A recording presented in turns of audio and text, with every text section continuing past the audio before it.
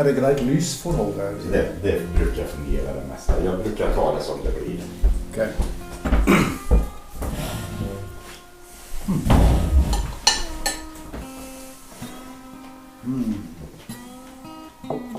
Är det ju lätt det där att man tänker inte på att hur mycket man filmar och hur lite man använder sen. Att man redigerar bort. Man börjar med filmklippen och man kanske har 1,5 timme. Och så klipper man ner och så blir det 10-20 minuter kvar eller någonting sånt där. Det är liksom, då är det viktigt att kunna huska lite grann om vår i samtal. Ja. För det, eller så tar det, man måste säga hela i halvannan timme för att fylla ut.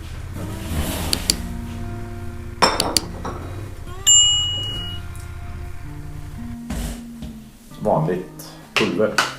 Okej. Det är filterkaffe, eller? Ja, det är sånt filterkaffe, men jag filtrerar inte. Nej, okej. I koppen. Har du rätt upp i? Hett vatten på. Ser du det? Ja, visst. Det stämmer det. Sen får du ju lite, sump säger vi på svenska, jag vet inte vad det heter på norska. Sump. Sump, okej. Ja, då får du också i botten på kaffepannan och kaffegrädde. Ja, kaffegrädde, ja. I have stayed here this night, and right now we will go out for a ride in the surrounding, in the area around Hemsedal.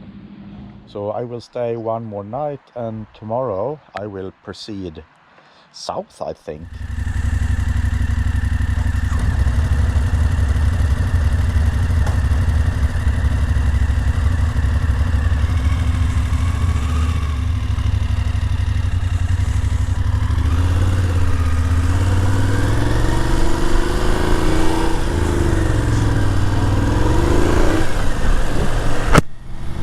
Yes, and now we are going for a ride up in the mountain, and I will follow Jeremy and see where he will go, where he will take me. And he has showed me on the map, and you know, as you see, it's amazing nature around with all the mountains and things like that. So it's it will be really fantastic, really fantastic.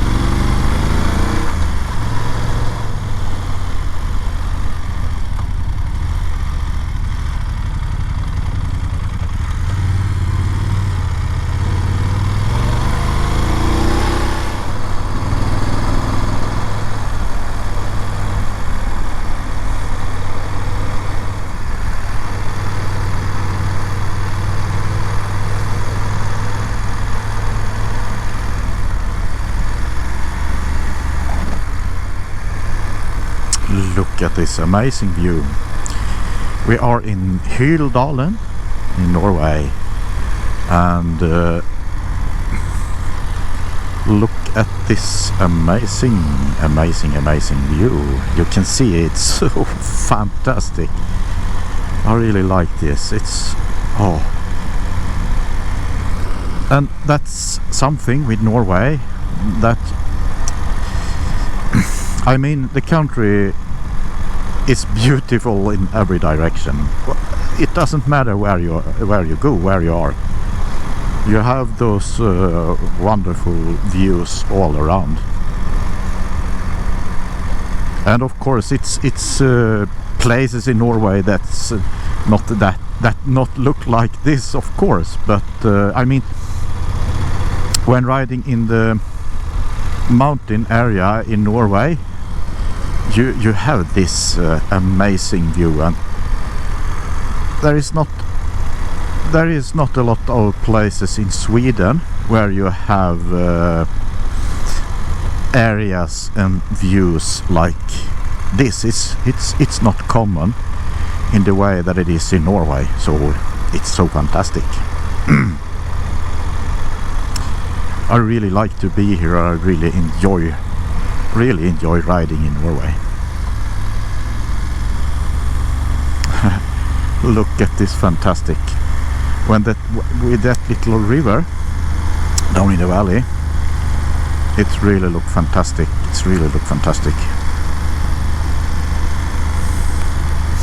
I don't know how many times in my video I say fantastic, and it looks fantastic, it looks amazing, it's beautiful, it's wonderful. But if you're riding here, then you will understand what I mean. It's hard to find something to say, because the nature is overwhelming. It's really overwhelming. I think he had to put his rain gear on, perhaps, because it started to rain a little. It's raining pretty much, at least, actually. So probably he put his rain gear on, and maybe his camera as well. So look at this area. Look at this waterfall, this river.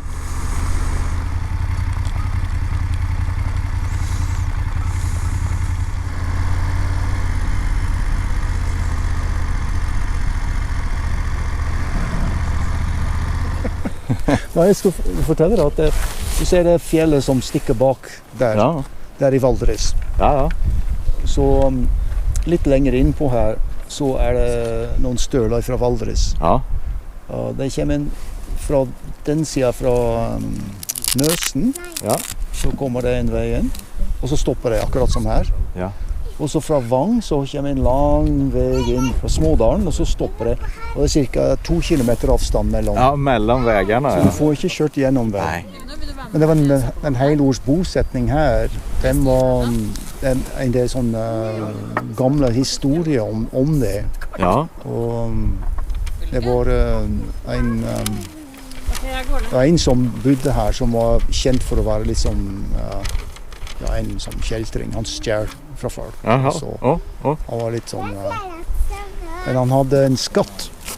Men han bodde her, og det liksom, de visste ikke hvor han bodde, og de mener at de liksom gjemte skatten sin her. Men det er en fin kjøretur. Ja, det är det verkligen. Absolut. Det er en slik tur som jeg ikke liker å stresse med. Det, liksom, nyte utsikten. Ja. Men samtidig så iblant er det litt sånn du har spor og litt forskjellige utfordringer. Da må du holde oppmerksomhet. Ja. Det er sånn naturvernområde her. Ja. Precis. Har sånn våtmarksområde. Ja. Og så er det veldig frodig, så det får en god del planter som vi ikke finner andre plasser. Ja.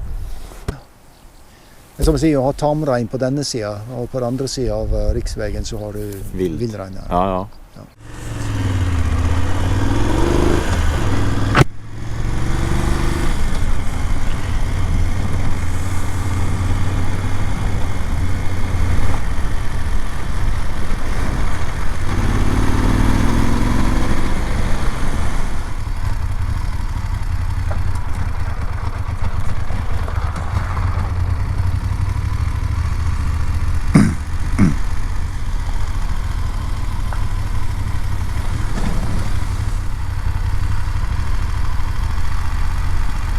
Back home again.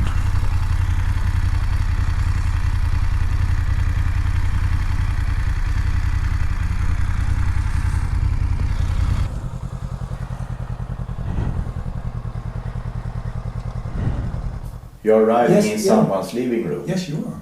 Yeah. You have to think of the people that are living at the side of the tent. Yes, we have where we have our shieling, our mountain farm. Yeah. We have a gravel road up there, 4 kilometers long. Yes, yes. And we get enduro riders that have discovered it. Yeah. It actually stops at the shieling, and there's a cycle path, ski track in the winter, which goes over to Golsfjell. Yes, yes. In fact, you're not allowed to drive on it with motorized vehicles, but you get enduro drivers driving past. Yes. And they get so surprised when there's sheep lying in the road and stuff like this, and it's like, and we live there in the summer. And the road goes right past our hut. Yes. Well, at the end of the field. Yeah. But they don't take any consideration that there might be people living there and maybe just drive a little bit easily past. Yeah. It's like, and that's when you talk about culture, all right, in one of your videos, or in several of your videos, you're singing. Yeah. Along, right, and it's a folk type song or a folk song? Some of them, yeah. I think it's a song of the... he was a poet that called Don Andersson. Called? Don Andersson. Don Andersson. Yeah. His place was called Låsa. It's not very far from me, actually. Mm-hmm. And it's in the Finnmark in Sweden. Oh. That's a place where the Finnish farmer settled down and... Oh, yeah. Yes, and it was a lot of songs about those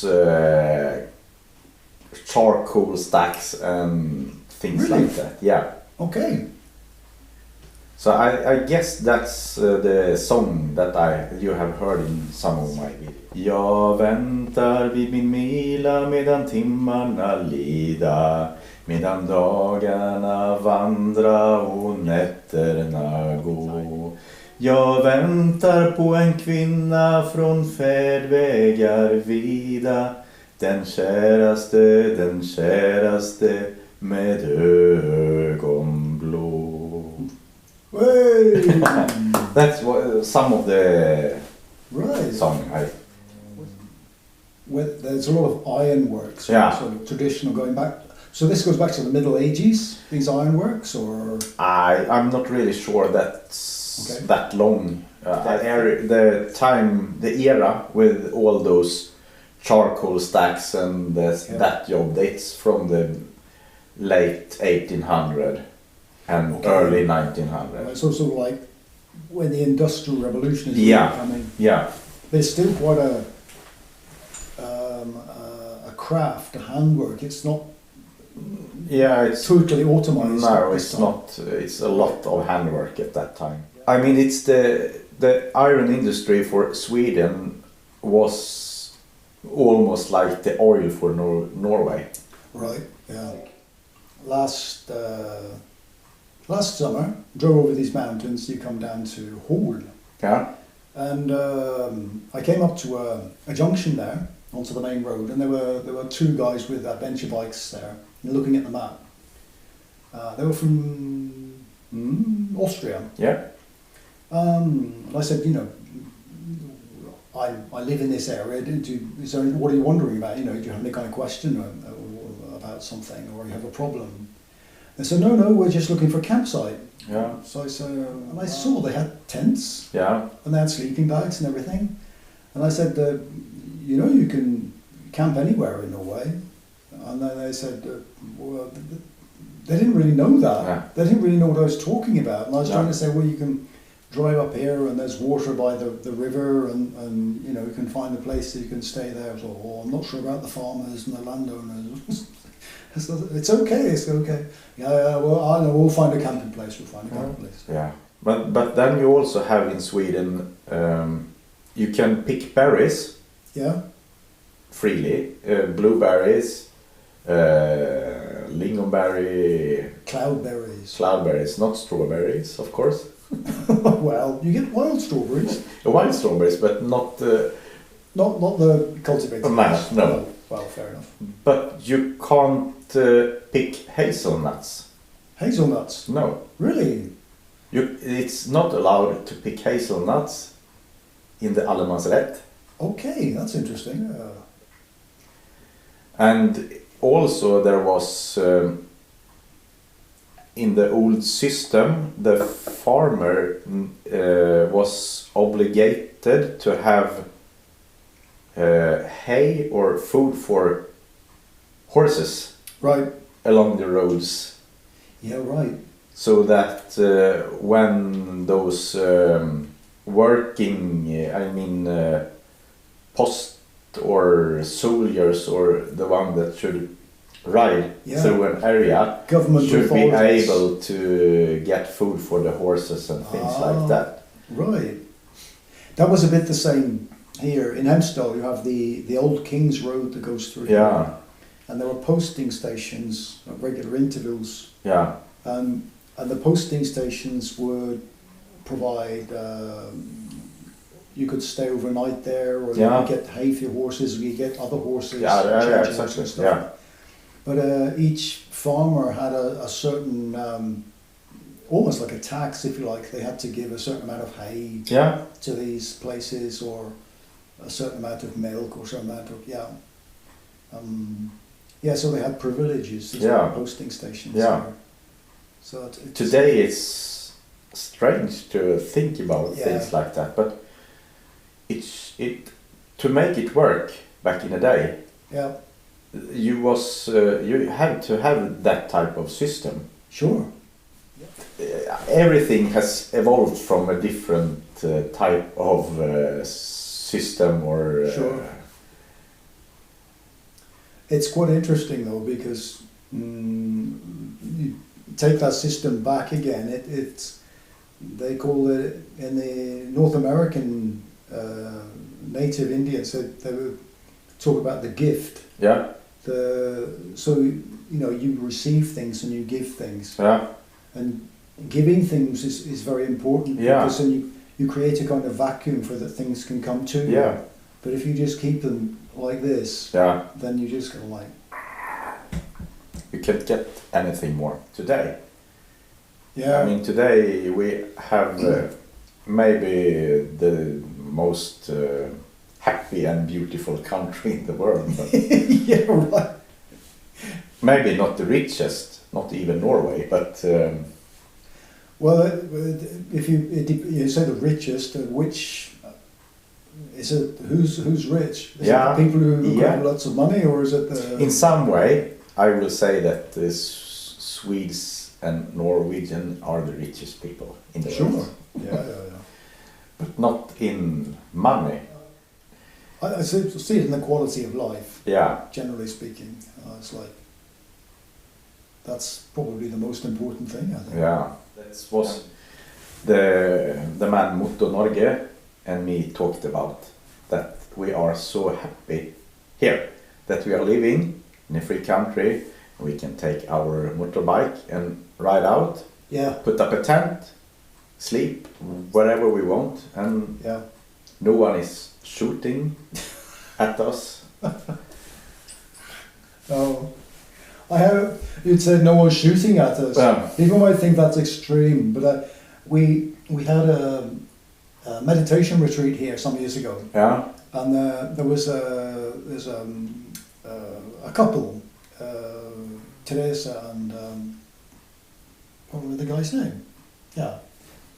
They were well-known American meditation teachers. They came here, right? Yeah.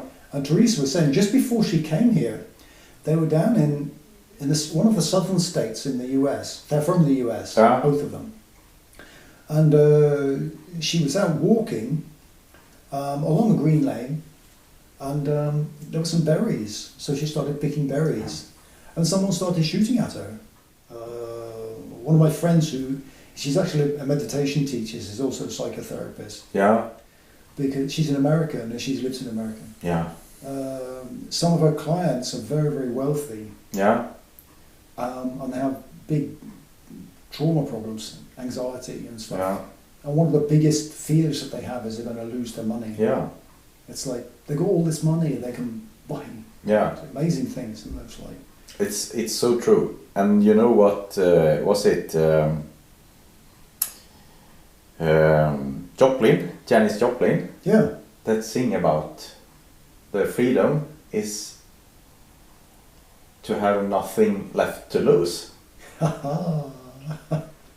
The most freest person is the man who own nothing and just walk from place to place. Right.